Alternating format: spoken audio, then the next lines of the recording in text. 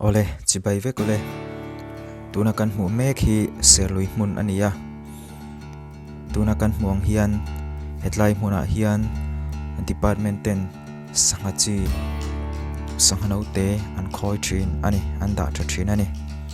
serlui hmun hi nuam khop mai a hmun po fel fai tuna kan hmu mek hi motor boat ania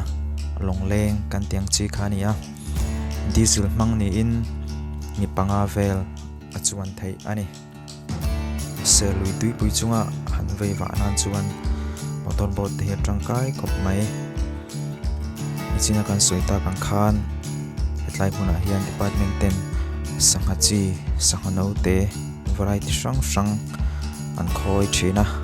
an da tha thina tlawh te an chora zing chun le tlaya te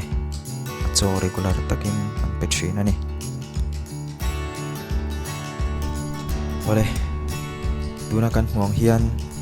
serlui tui pui chunga kan om meka longlengin a hmun kan fangkual vel ani anuam khop mai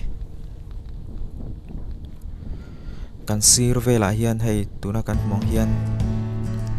thingkung ro lian pui sang pui mai an ting fur maya tun ma deuh ka chuan helai hmun hi ngopmun ania thing lian pui sang pui mai te an ting fur maya amai ro chu serlui tuian an khwa ta ka chuan twin a chimpil tawh